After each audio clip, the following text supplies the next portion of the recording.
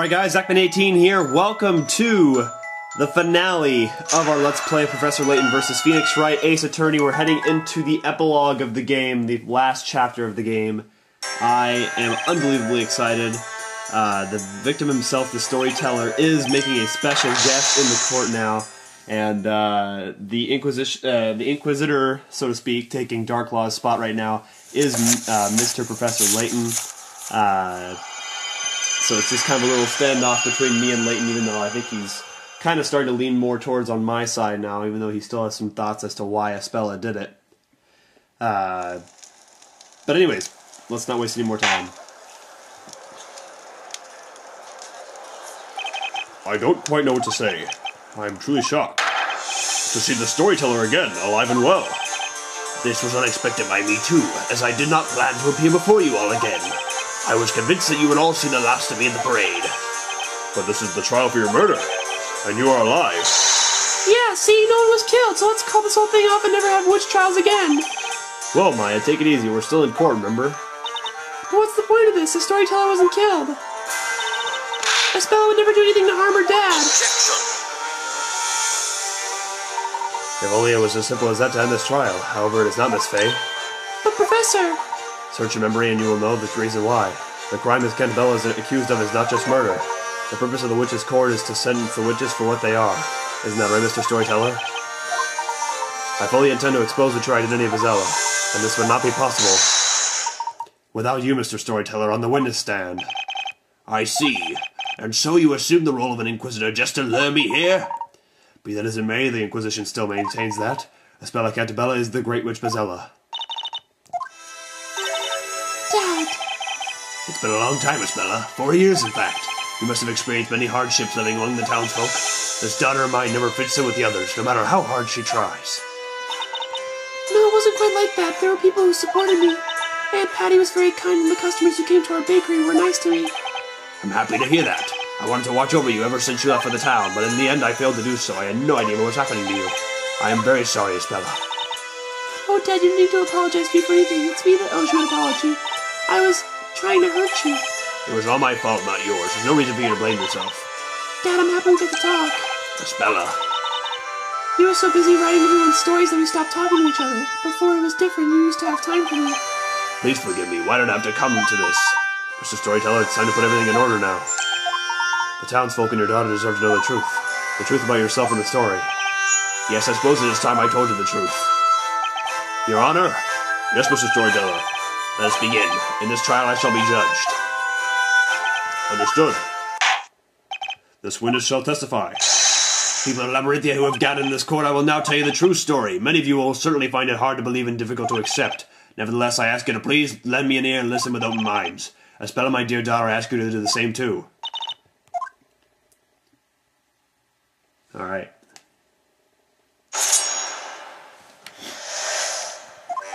Although you know me as a storyteller, I have one more identity. I am the president of Labrellum Incorporated. This whole town is one of Labrellum's research facilities. It may be hard for you to comprehend. This land is rich in a very special substance, which affects everyone who lives here. This substance enables the manipulation of many people's minds, and that is what Labrellum is researching. And this experiment began 10 years ago. The townsfolk all became test subjects.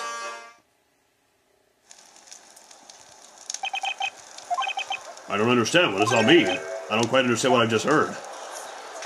I do not blame you. I suppose all the townsfolk are just as confused. Labyrinthia is an artificial town created entirely by me. But of course, as artificial as it may be, it is the reality for those who live here. For the past 10 years, I have been bringing the illusion to life by writing this story. I am lost for words. It feels as if the whole world has been turned on its head. Your Honor, it is certainly not an easy matter to grasp the situation at once. Regardless, I suggest we hear more of what the witness has to say. Yes, I agree. Let's continue. The defense may begin the interrogation. Thank you, Your Honor. Okay. Bring it. Hold it! This is too much. I don't even know where to start. Labrellum Incorporated, that's a name I've heard before. It is a global pharmaceutical company with headquarters in England. If my memory serves me right, it was founded by Arthur Cantabella. Indeed, that is my true name. Are you familiar with that, Mr. Wright? Sure, yeah, I've heard of Labrellum Incorporated, of course. Espella Incorporated is known for developing a completely harmless anesthetic about 20 years ago. It is now widely used in hospitals all around the world. The company is also working on various other plant-derived sedatives, revolutionizing medicine. I suppose I shouldn't be surprised by your vast knowledge, Mr. Layton. That's irrelevant. That fact is just based on the real world we're from, not Labyrinthia. The real world, Mr. Wright? Then what would you call the world we're in now? Do you think this is a fantasy? No, that's not quite what I meant. Mr. Wright, I do not mean to be so rude as to presume I know what thoughts are running through your head. However, Labyrinthia is certainly not a place within a book or in the past. Labyrinthia is a part of the world we know. Huh. What? But how could a town like this exist in the real world? Do you think it's impossible? Why would that be? Are you saying that everyone would know about an unusual town like this if it existed? It's something like that. Anyway, it would be on a map at least. No, I'm afraid that cannot be so. Huh? This town is not marked on any map. It doesn't officially exist. What do you mean? The answer is quite simple. Hold it! This whole town's a research facility. Yes, this whole area is a private property of Labyrinth Incorporated. So they own all this land then? That is why Labyrinthia is not marked on any map and people from the outside cannot enter. We have taken measures to ensure that this town is not noticed by local residents. What measures are you talking about? Consider the fact that magic is supposed to exist in this town. Perhaps special mechanisms that were used to create magic also serve to conceal Labyrinthia. There are limits to what magic the Shades are capable of producing on their own after all. That is the case indeed. The magic in this town has been made feasible owing to the latest technology. Technology? Tricks? I can't believe this. However, there is one question. There is no industry in Labyrinthia. How do you obtain necessary commodities, sorry. Very observant, aren't you? All commodities are regularly shipped in by sea. A young man once made his way here in a freighter and took Espella out of the town. That was Carmine Accidente, a friend of mine. I see, but is something on this scale really possible? As you might suspect, it would be beyond the power of Labyrinth Incorporated to keep a facility this size a secret for so long. Labyrinthia is a project co-funded by the British government. What? It's a government project, but what would be their stake in this? It's all because of my beliefs. His beliefs? Ah, by the way. Yes, Your Honor. What is a research facility? I've never heard of anything like that before. Ah, yes, that was careless of me. Naturally, you wouldn't know what it means. How should I explain? This whole town is my creation. Oh, that's what it was about. In other words, it's all your story. That makes it all clear. Swing and a miss, Your Honor. Getting back to the topic. There is an important reason why we have chosen to build such a facility here. Hold it! A special substance? What does that actually do? This area has been isolated since ancient times, developing its own unique culture. There are underground ruins on the verge of the town. We found writings there, presumably left by the natives of this land.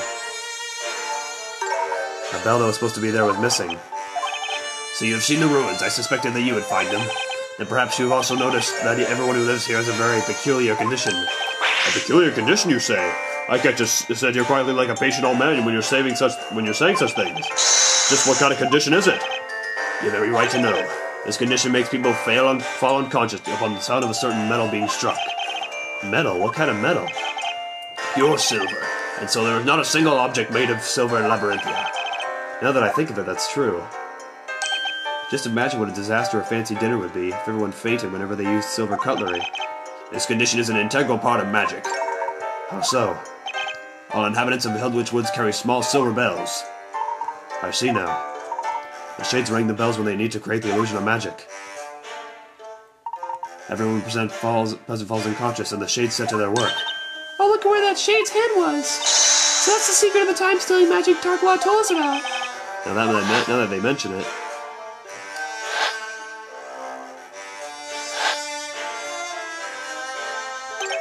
Tyr had a small bell with her when we saw her back in the marketplace. We have been researching this condition at Labyrinth Incorporated, and finally we discovered its cause. It was the groundwater. Water causes it? The groundwater contains a certain unique substance found in the soil in this area. So if you drink that water, you get this silver allergy thing? But of course we've been drinking it. It's impossible to live without water. Of course, that's why everyone who lives here has that condition. Oh dear. You needn't worry. This condition is harmless, especially its silver is unknown to the townsfolk. Something's still not quite right, though. If the sound of silver bells makes people pass out, why don't the Shades pass out, too? Although the effect of the substance in the groundwater is powerful, it doesn't last long. The condition will vanish after a day or so without drinking that water. Oh, that's convenient. That substance's effects aren't limited to humans. It can also affect plants to a great extent. Plants are affected by it? Our research was focused on the plants rather than humans. Hold it! That sounds really scary. Just what is this about? The substance enters the groundwater, affecting organisms that consume it.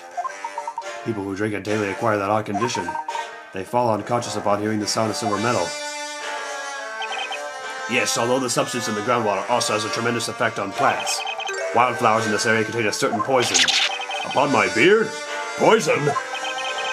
This poison doesn't harm the body, and it has the effect of manipulating the mind. So it brainwashes people. I've been writing this story for 10 years. The title of the story is Historia Labyrinthia. The ink I used to write it was made from those plants. Oh, Nick, do you remember how funny the ink smelled? That was the gas released when the ink evaporates, and that's where the trick is. What? Those that inhale the gas have become extremely susceptible to suggestion. You mean brainwashing? They will believe anything they are told or anything they read, however strange or unrealistic. It will be imprinted into their minds as the truth. So that was the true purpose of the parades.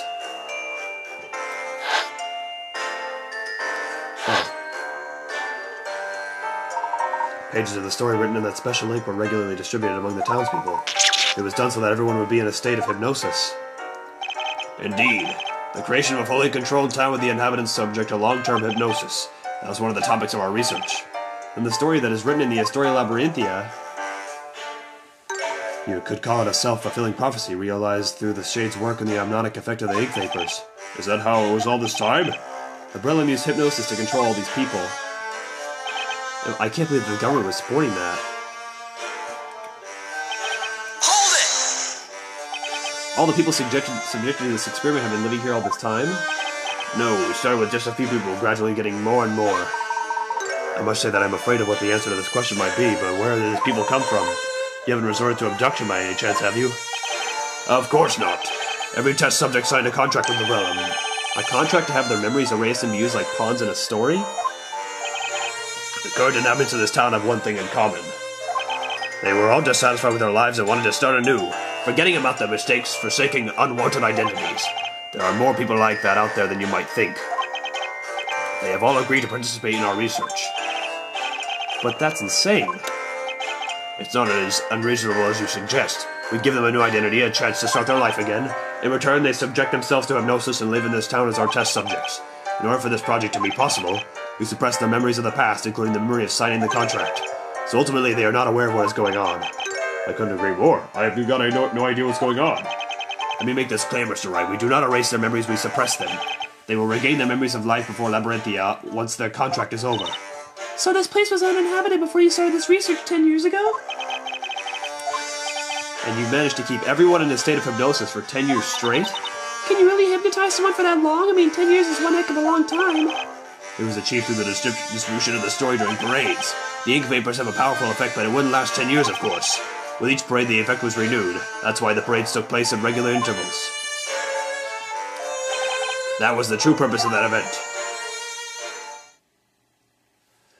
Jeez, a lot of information. I have been born and raised here. It was a poor small town with no industry to speak of that had fallen behind the times. Ever since I was a child, I had one friend that was especially close to me. He was a bright boy, curious about the world. His name was Newton Belduke. Sir Newton Belgium. The alchemist. So they were childhood friends, the plot thickens. He had always been interested in the unique natural features of this land. There was really nothing here, but to us this area was an exciting place worth exploring. And one day we made an astonishing discovery on the outskirts of the town. We stumbled upon the entrance to the underground caverns leading to the colossal ruins. Whoa, look at that, Newton. This is so amazing. And this strange writing, I've never seen anything like it before. We found ancient writings in the ruins. Newton managed to decode some of them. According to our findings, a highly advanced culture had existed on the land where our little town was built. Some great calamity had befallen the natives and they migrated elsewhere. They believed that plants and water in that area were cursed by an entity they called the Great Witch Espella. The natives sealed the curse from the ruins and left in search of a new home. That is all we managed to decipher. Ezella's curse. They were sealed in the ruins, you say. Would that be the Bell of Ruin? The Bell of Ruin. Oh, that's the bell from the bell tower. I wonder why it got an ominous name like that. Regrettably, we couldn't get any further information from the writings in that time. Alright, we'll be back with more of the epilogue of Layton vs. Wright. Stay tuned. Alright, we're back. Needless to say, Newt and I were very excited by the discovery. I knew it! This place is special. It has some kind of mysterious power. If we can find out what that is, our humble town will become famous. You know what? I'm going to do that. I will unravel the mystery of this place. And so Newton began studying the indigenous plants and substances dissolved in the groundwater. On the other hand, I studied economics and management at a university in London. I dreamed of bringing prosperity to this poor, forgotten town. I wanted to change it for the better with my own hands. Meanwhile, Newton had succeeded at extracting a new anesthetic from the local plants. Was that the anesthetic which led to the foundation of Labrellum? Yes, it was a huge success for Labrellum Incorporated. Before we knew it, we were making a fortune. We wanted the whole world to hear about our hometown. Alas, fate was not kind to us, as we never realized that dream. Everyone in our town had died. All the townspeople perished. Huh? Just what on earth happened to them? That does not matter anymore. We purchased the environs of our town, the mountains, the lake, the plains, everything. Then 10 years ago, having received financial support from the government, we started Project Labyrinthia. It was much smaller in the beginning. It started as no more than a village. Over the course of 10 years, it slowly grew into a town. The population increased as well. More people are signing the contract with Labrellum, so slowly increasing the number of inhabitants, correct? Yes, they would sign the contract, be hypnotized and assigned a role, and then be introduced to the world of the story.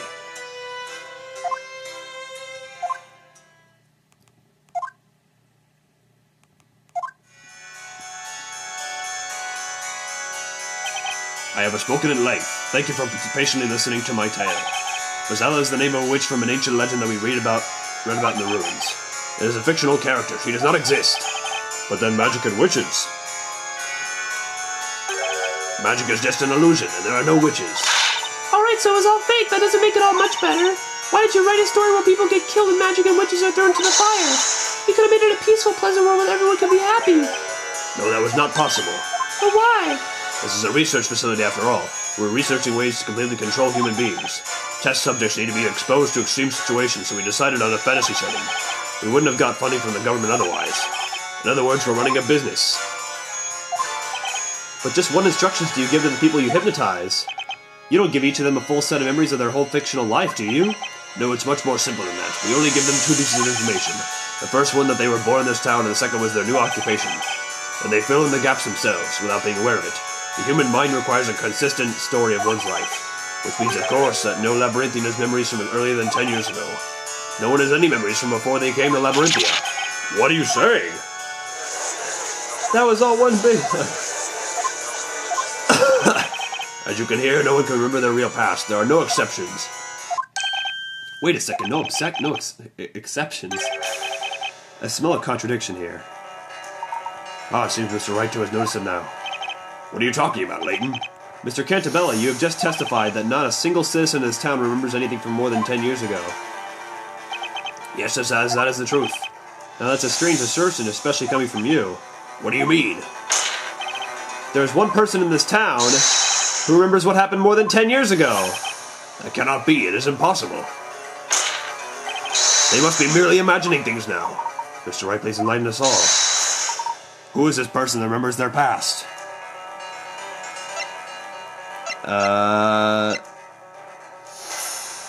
Yeah, I would assume it'd be Espella. Take that! Precisely, Mr. Wright. That person is none other than Espella Cantabella. What? That's impossible. It's true, Dad. I remember it clearly as if it happened yesterday, the legendary fire. No, that's impossible. That's just your imagination, Espella.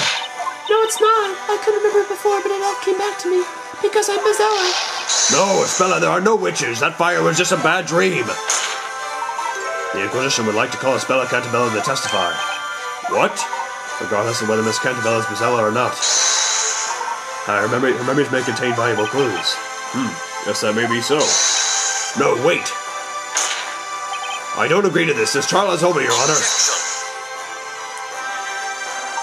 You seem to be forgetting something, Mr. Cantabella. Your story has ended. You are no longer in control.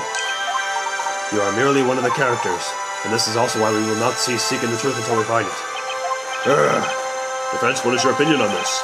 Espella keeps insisting that she's the witch Espella.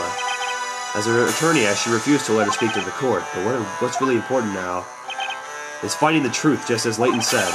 There's only one way to proceed with this trial, and that's by questioning Miss Cantabella about her memories. In that case, the court summons Espella Cantabella as a witness. Attendants, bring the accused to the witness stand. Oh man, this is crazy. Now, witness, testify about your memories of the legendary fire. Yes, my lord. Alright.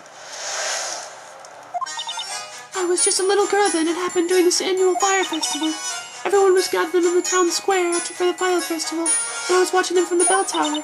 The Green Witch Espella awoke within me and brought calamity upon the town. An enormous fire dragon appeared. I was trembling with fear, terrified by what it had summoned. Witness, what you have told us wasn't a bad dream or a fairy tale, but what you actually experienced. Yes, it was, like I have already said. I remember it very clearly, the heat from the fire, the smell of smoke. Espella, what are you talking about? The defense may cross-examine the witness. Thank you, Your Honor. Was there really a huge fire that destroyed the town, and what about Espella? Is she even real? The answers are in Espella's testimony.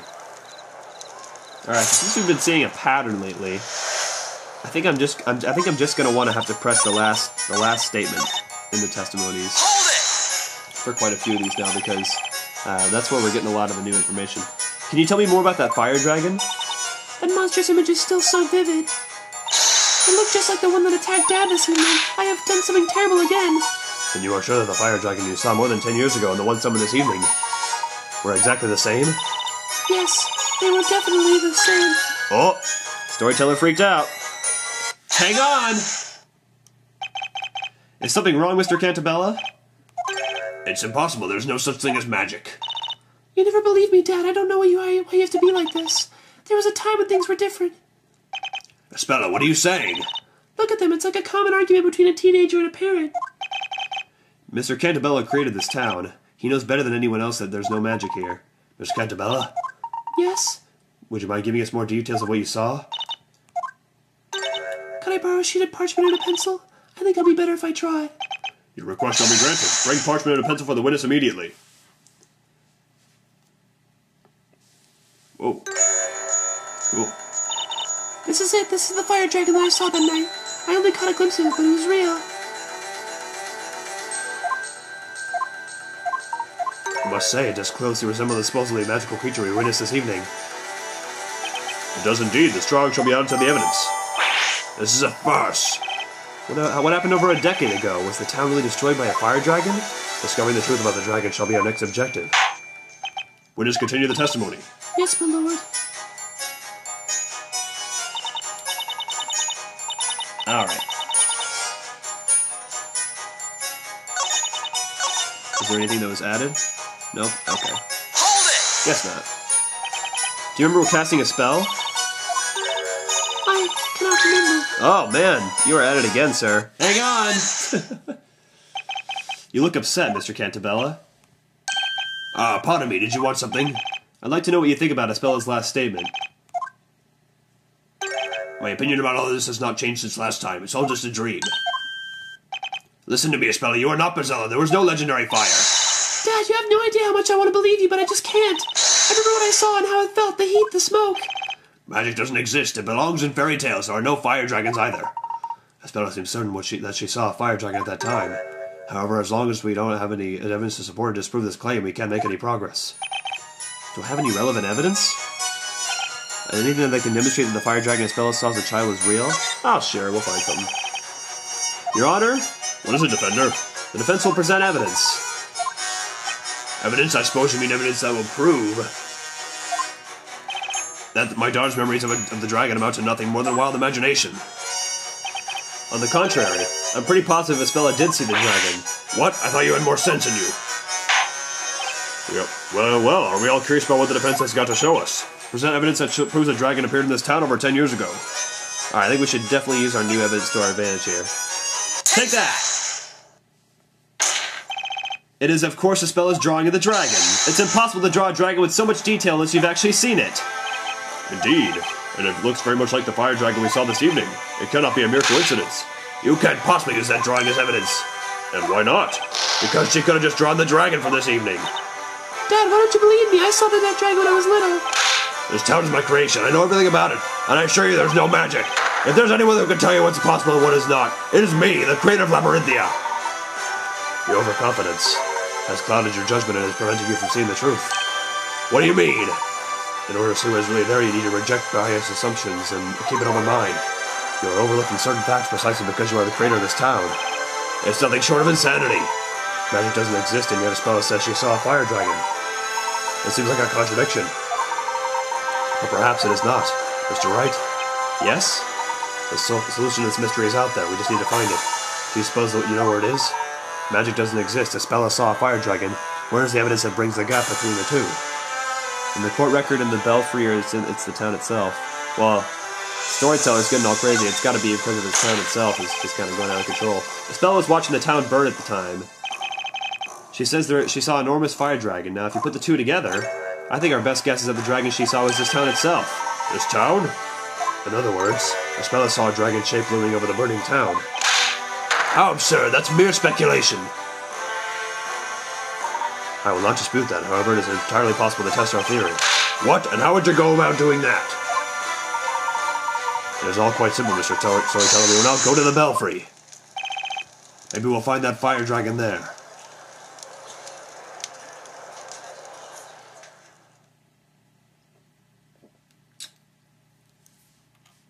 Alright. Over 10 years ago. The witness was standing somewhere around here when she saw a fire dragon, am I correct? Yes, Mr. Layton. However, what was it that you actually saw then? Let us see if we can find the answer to that question. Why not? Go ahead and try, but I have warned you that it's futile. You will find nothing here. Well, it happened a long time ago. Whatever she saw might not be there anymore. And if we want to see exactly what she saw at the time, we'll need to set the whole town on fire. Want me to go get matches? I may be an attorney, but even if I couldn't clear you the charges if you actually committed such a crime, Maya, even I couldn't. I'll pretend I did not hear that. Shall we begin? Alright. Is this a puzzle? What's going on here? Let us look for the fire dragon. We can see the whole town from here. Look in every direction for something that would resemble Miss Cannabella's drawing. Alright.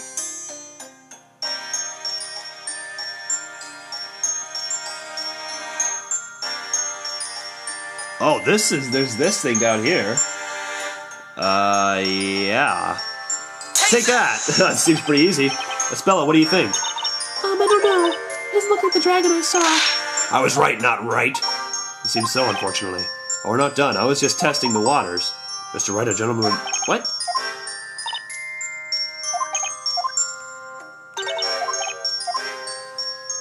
Alright, well there's gotta be something with these fences here. Oh, okay, I can look both sides here. Alright, what about this? Take that! Espella, what do you think? I don't know. It doesn't look like... Oh, what?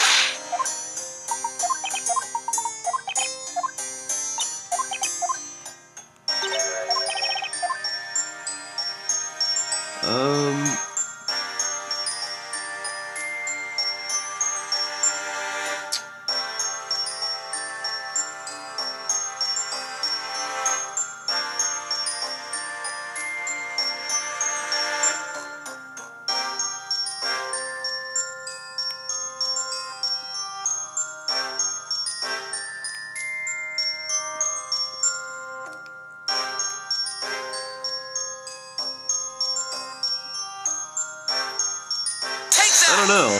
This looks like one. I don't know. Crap.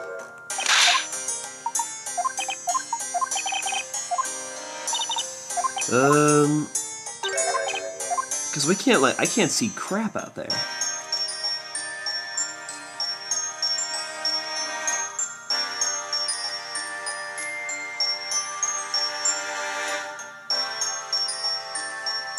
It's gotta be something with this thing.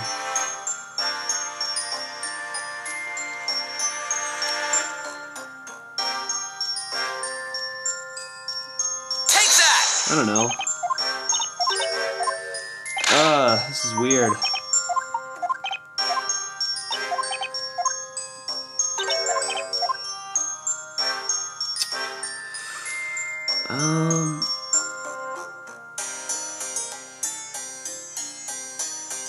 This looks like a dragon. What the fudge?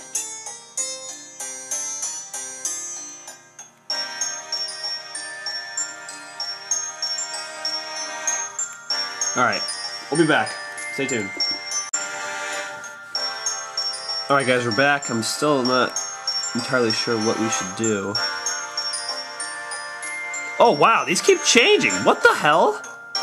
There's the dragon! What? Alright. Espella, can you have a look at this? It looks like the dragon was hiding in here after all. Oh, this is... Hey, that's identical to what Espella drew. But, it's not the fire dragon. The fire dragon was a creature made of flames. It was so big it could swallow this whole tower. This is just some tiny fretwork. I think we can consider this mystery solved. I suggest we all head back to the court. I will explain everything there. Is that all right with you, Mr. Cantabella? He is not happy. What's got into Mr. Cantabella? He looks paler than you do with a cold. I have no idea. Let's follow the others back to the courtroom. What's happening?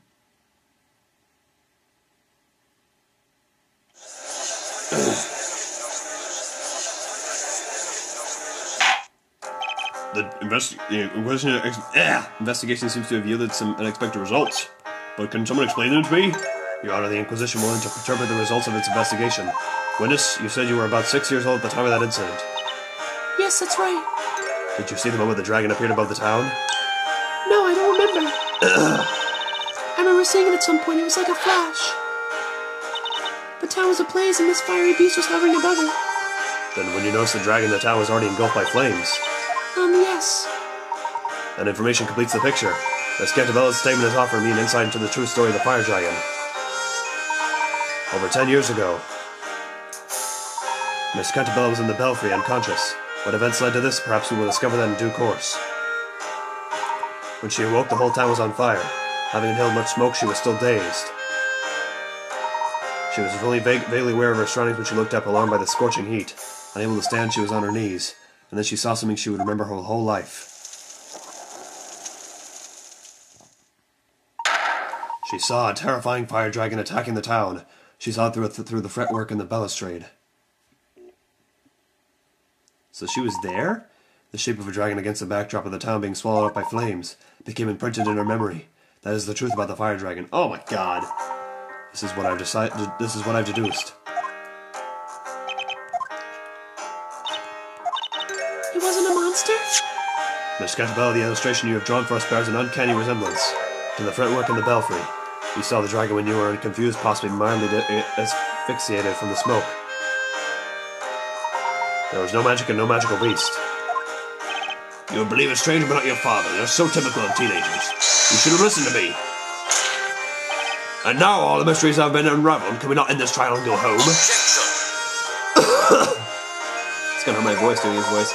As much as we'd all like to, I'm afraid it's still a bit too early for that. What else do you want from us? There's just one more problem I'd like to solve tonight. One more? What on earth could it be? Miss Cantabella, we've ascertained that you were in the belfry when you saw the dragon. However, that creates a new question. How did you get there? I haven't thought of that. Yeah, neither have I. Oh! As expected of an ace attorney, Mr. Wright seems to have noticed the problem too at last.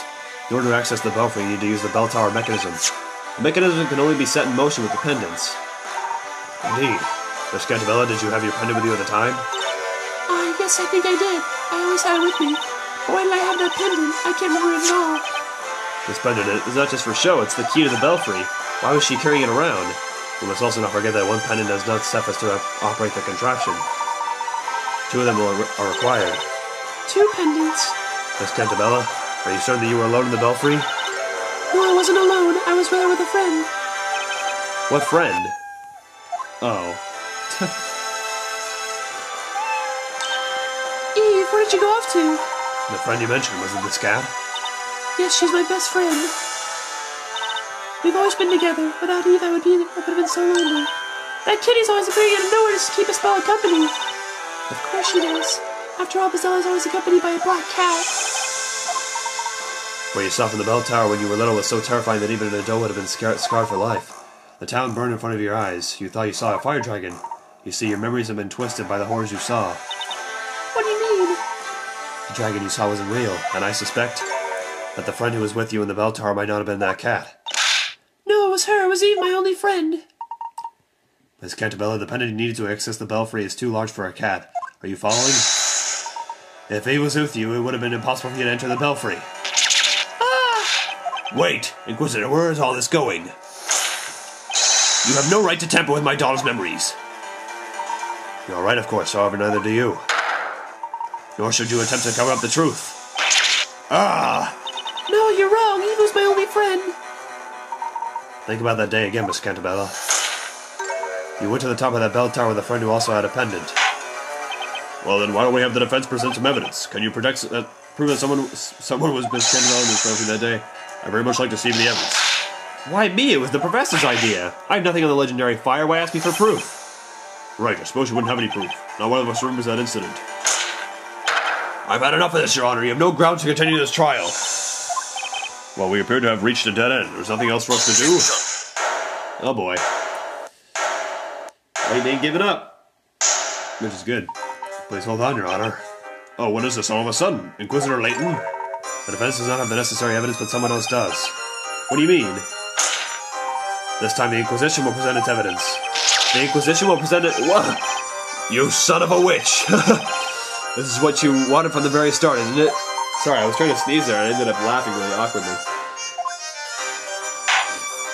Well, in that case, the Inquisition shall present evidence that somebody was with Miss Cantabella. Oh my god, we're playing as friggin'. Oh my god! Okay, we have Bell of Ruin first. Okay. Oh yeah, the picture of two girls. Take that, or have a look. This is the proof. This photograph shows Miss Cantabella with a friend. Golly, this is the finest illustration I've ever seen.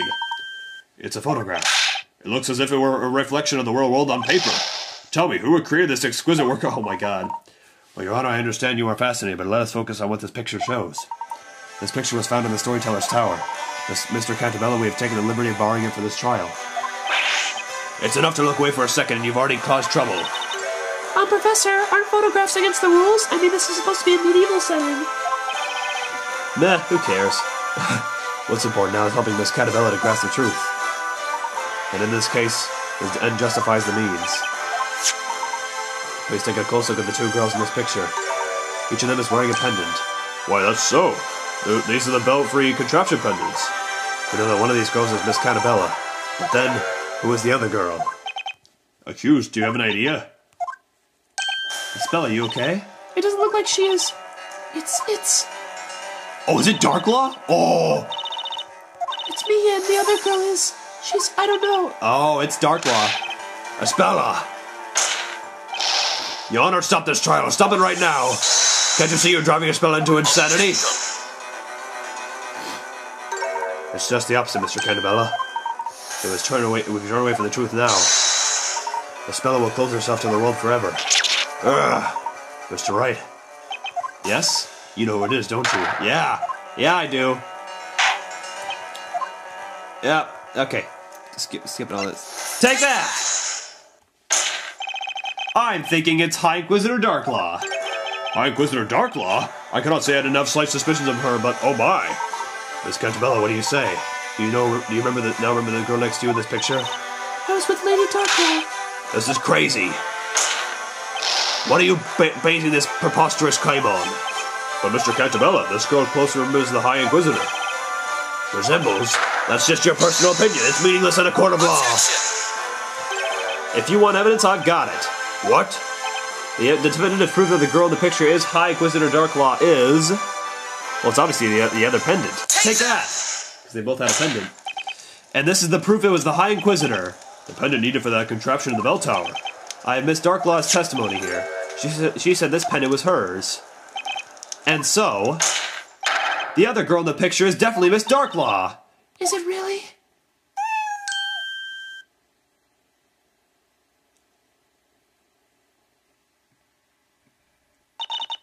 Eve, where are you going?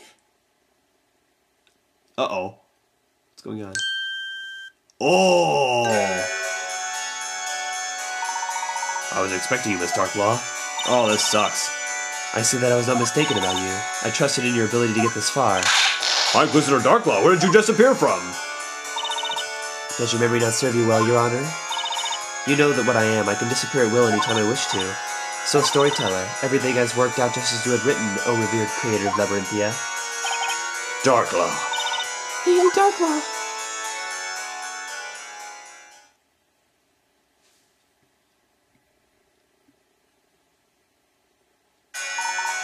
Miss Darklaw, did you enter this belfry with Miss Cantabella when you were little?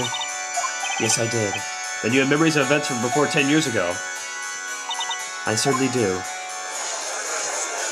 Alright. Order! Order in the court! Lady Darklaw, you were with me? Your memories have been suppressed. By that man. But I was with Eve. Eve, huh? Eve the black cat? Yes, she was always been my dear friend. She was by my side on that day, too. What a bizarre coincidence. Darklaw is in my real name. What is your real name? It's Eve. What? You are Eve? Ah!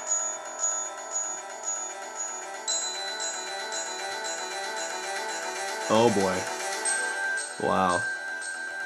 Eve, Espella. My dear friend, Eve. It can't be that flashback was a real. Darklaw, why are you doing this? Are you trying to undo everything I have accomplished in the past 10 years? no, you've already ruined everything yourself. What is it that you want? What I want? My aim is to make the truth known so that everything returns to how it should be. Miss Darklaw, will you tell us what you remember about what happened back then more than 10 years ago? It would be my pleasure.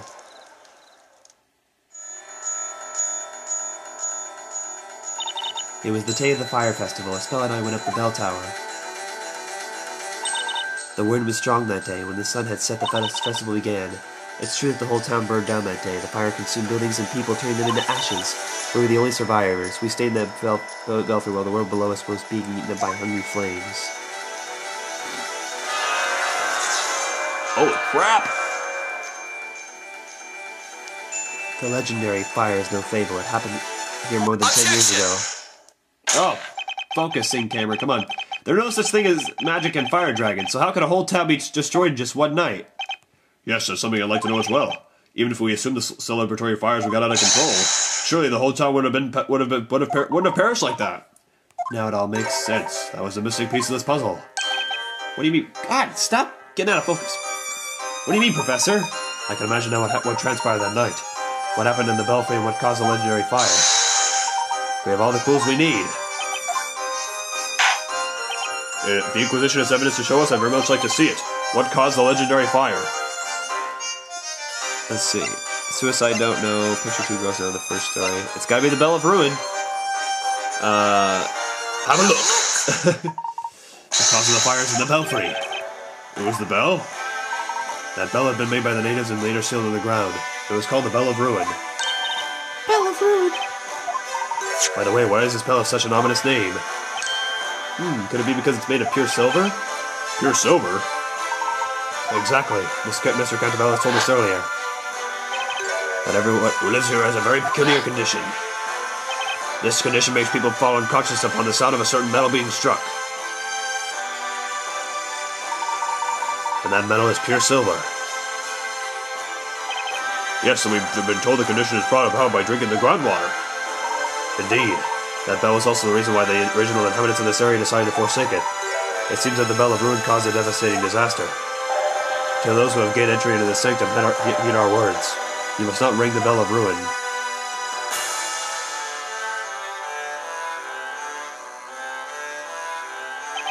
I can't help but wonder what disaster this bell had caused. An enormous bell made of pure silver, and the locals with their peculiar condition, it's not too hard to imagine what happened. It was probably the same calamity as the one that happened over 10 years ago.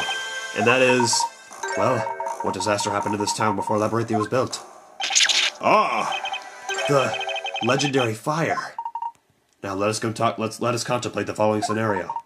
What would happen if the Bell of Ruin were sounded during the fire festival? Oh, Everyone who heard it would fall unconscious.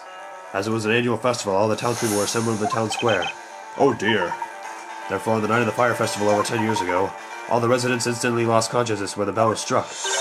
oh Had it been just slightly windy that day, the fires lit for the Great Witch Espella would have gone out of control, and they would spread throughout the town with no one left to stop them. Because everyone was unconscious. Exactly. That also includes the two girls who were in the belfry.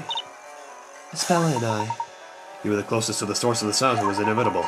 When you recovered consciousness, it was already too late. The town had been swallowed by flames, as if a fire dragon had come to burn it. That was a calamity caused by the bell. Alright, we'll be right back. Stay tuned, everybody, for more of the epilogue of Layton vs. Wright. Welcome back. Calamity. You say here that the cause of calamity is the Great Witch Espella. That night in this very town, Espella was more than a mythical persona. Espella. She's losing it again. Oh god, shaky text box. The Bell of Ruin. Yikes. Oh, what's happening? Espella.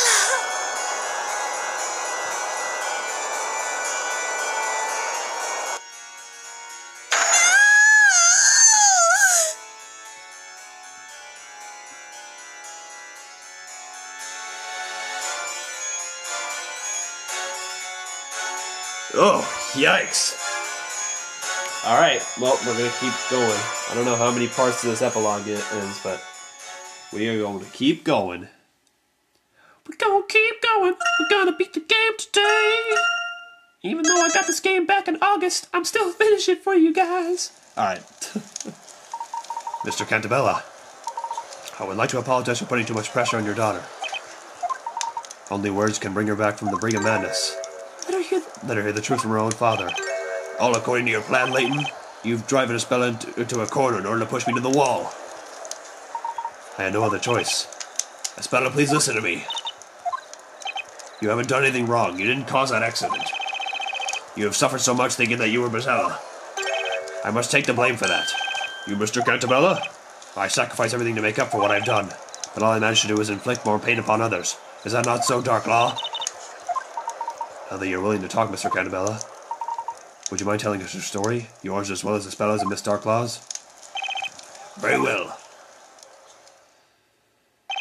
The story too began when I was a young lad. Oh my god. Stop getting out of focus. I'm so sick. Ugh. I'm zooming back, and there we go. When Newt and I were still youths, full of dreams and hope. Alright. As you already know, we discovered the underground ruins, and deep within them lay that accursed bell. The Bell of Ruin. At the time, we still lacked the knowledge to decipher any of the writings we found there. Some of you guys can't read that text when it goes black. This bell is magnificent. It's bound to make the most beautiful sound. I have an idea. Why don't we make this bell the symbol of our town? How do you propose to do that? Let's build a bell tower for it. Then we can ring it on special occasions. That's not a bad idea. Then it's settled. When we grow up, let's do it. Okay, just don't forget about it. The two of us chose different paths in life. I studied management in London, while Newton devoted himself to the study of the natural sciences. And then you made a fortune following the invention of a new anesthetic. We both got married around that time, and each of us had a daughter. You mean Espella was born shortly after you completely gained funding? That's right. We eventually returned to our hometown and set about realizing our childhood dream. Having built the bell tower in the middle of the town square, we retrieved the bell itself from the underground ruins. We aspired to make a symbol of prosperity for this unindustrialized town. The bell was to be officially displayed during the annual fire festival. It would be rung in the morning following the night of celebration. Pardon the interruption, but at the time, were you aware of the meaning behind the bell's name? Obviously we were not. Thinking back to my ignorance of the time, a chill now runs down my spine. Newt and I went to the bell tower the day before the festival. Only one more day to go. We've waited a long time for this. That we have. This town will no longer be the same after tomorrow. The bell weighed so much that ringing it was not easy. We tackled that problem by constructing a special mechanism which we installed the bell through. I want to hear the bell. Can I make it ring? Daddy, please, let me ring it. Espella, who was there with us, was utterly enchanted by the bell. She wasn't a bad child, but she was very stubborn and would rarely listen to me when she wanted something. I told her a story to try and convince her to leave the bell alone. Espella, listen carefully. You mustn't ring this bell. But why? Why can't I, Daddy? You know about Espella the witch. Uh-huh. She's an evil fire witch who uses magic to hurt people. If you ring this bell, Espella will come out and possess you. Possess me? You mean I'll turn into Espella? That's right, Espella. When Espella possesses someone, she uses them to do terrible things. That's why you must never ring this bell, sweetheart. I understand, Daddy. There's a good girl.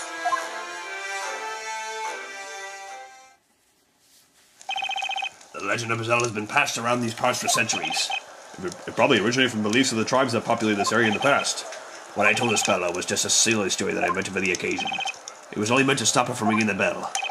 I could not have imagined that it would have such far-reaching consequences. It's all coming back to me now. I remember that day.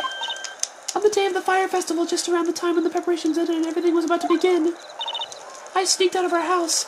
I took Mom's pendant with me. Your mother's pendant? Do you mean this one? Yes, it belonged to my mom. We needed to limit access to the bell, so we made the 2 keys. We decided to make them independent and each gave one to our respective wives.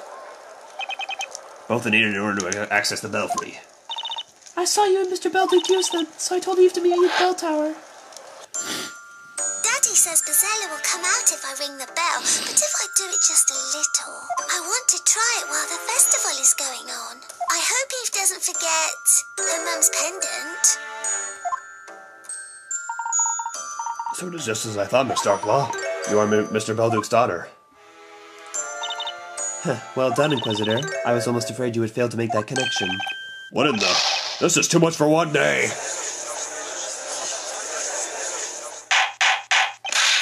Order! Order in the court! Lady Darklaw, you mean to say that you're Sir Belduke's daughter? Yes, my real name is Eve Belduke. I'm the alchemist's daughter. This is unbelievable. I also sneaked out of my house that evening, clutching my mother's pendant in my hand. I did just as you asked me to, did I not, Espella? Espella, my mum's going to be so angry if she notices I took the pendant. Don't worry so much. I just really want to ring that bell. I want to hear it.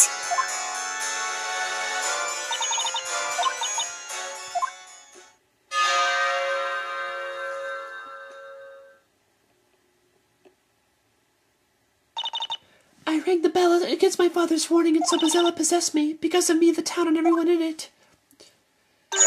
They're all gone. No, it's not your fault. Stop blaming yourself. Supposedly the former inhabitants of this area also used to fall unconscious upon the sound of that bell. Perhaps they experienced a similar nightmare. It was I who brought the bell of ruin into this town. The one to blame for this calamity is not some witch, it's me. I brought destruction upon this town. I am Bezella. Espella, you're going to drive your dad crazy if you keep repeating that. Seeing it like this is giving me a strong feeling of deja vu. Sorry, I had to do a hiccup there. Deja vu. How can you be so evil? Are you happy now? I'm afraid we're in the dark as regards Miss Darklaw's sense of deja vu. Only 4 people survived the fire. Only 4? Espella and Eve, who were in the belfry, and the only 2 residents who did not participate in the festival, Newton and I. And where were you at the time, if you'll permit my asking? We were investigating those fateful ruins, that's why we didn't notice anything until it was too late. It was getting near the time in which we planned to ring the bell, so we headed towards the town. Then we saw that the town had been burnt to ashes, the air shimmering from the heat. That's too awful for words. We searched for survivors sick with anxiety. Eventually we found our daughters in the bell tower. Espella was unresponsive like a doll. Eve was crying at her side. Our relief at having found them vain with terror caused by the disaster. The worst night of my life ended, pierced with the first rays of sunshine. But then, it would seem Espella was already lost to us. We lost her to Bezella. She wouldn't speak, eat, or even leave her room. She thought she was Bezella and that she had destroyed the town. I couldn't get that out of her head. What she saw from the bell tower must have been so terrifying. But I wasn't shocked from what she had seen. My own words had put her in that state. Had I only not told her that stupid story. I'm sorry, guys. We've been grasping at straws, trying to find a way to save Espella's mind. But whatever we did, her eyes would remain as impassive and empty. In the end, I came upon a certain idea that offers us a glimpse of hope. What was it? The suspense, it's too much for my aging heart. I believe I may know what it was. It was the only way to get through to little Espella. Inquisition, what are you talking about? What was Mr. Cantabella's idea for saving his daughter from insanity? Oh my god. Okay. The 2 other things that we haven't presented yet are the suicide note and the first story, so let's go with the first story. First things first. Have a look. Oh my god, I need water.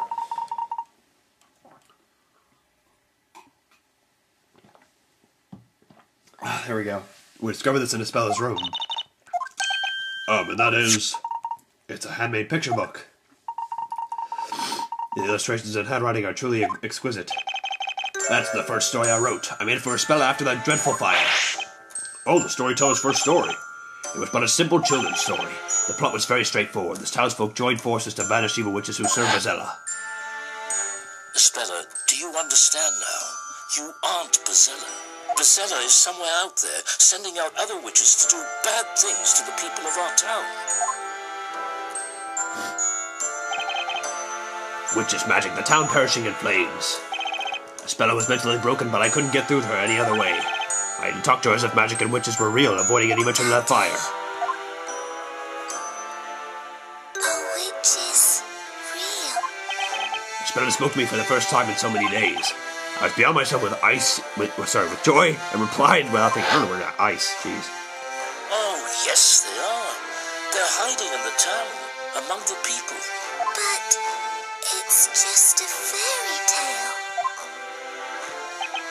I was desperate. I feared she would close herself off to me again. Now in hindsight, I see what an utter fool I was. I made an irreversible mistake yet again.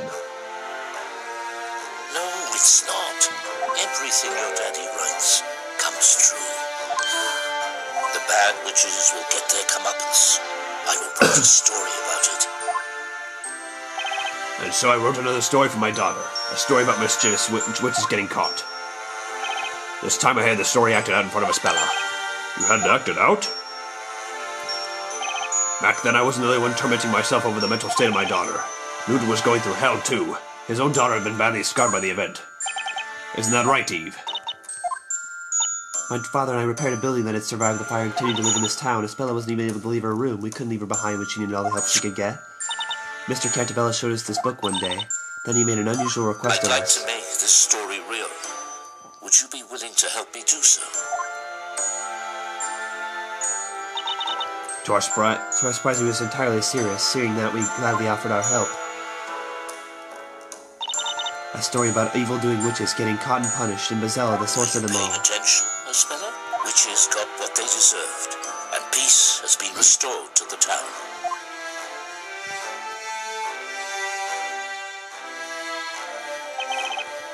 Espella smiled at the end, then she whispered to herself. It wasn't me. When I saw her smile, I felt as if something broke inside me. I couldn't afford to let her be sad again. Maybe if Bezella were to exist in this town, Espella would stop thinking she herself harbored the Great Witch. I continued writing stories about witches. Even I would act them out for Espella.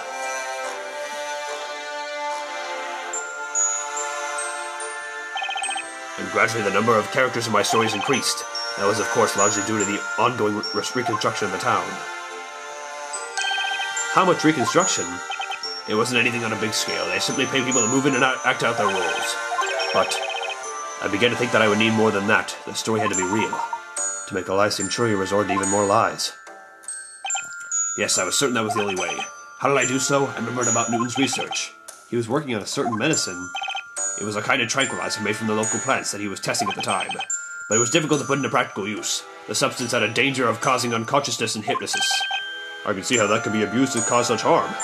Cause much harm, supposing it fell into the wrong hands. At the same time, it was just what I needed for my ambitious project. I contacted the government, and that was the beginning of what came to be known as Project Labyrinthia, a town with human test subjects all in a state of long-term hypnosis.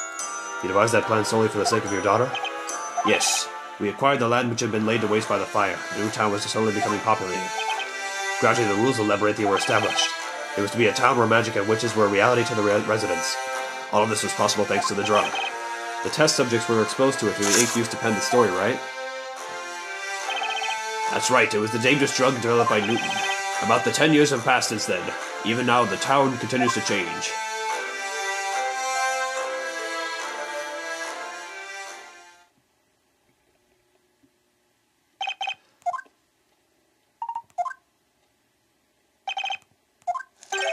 Project Labyrinthia. And all this was done for one girl. Espella was only able to be herself when she lived within my story. Oh, the irony of it. Only within a world in which Bezella was real could Espella's tragic memories be sealed. All this while, he was assisting me.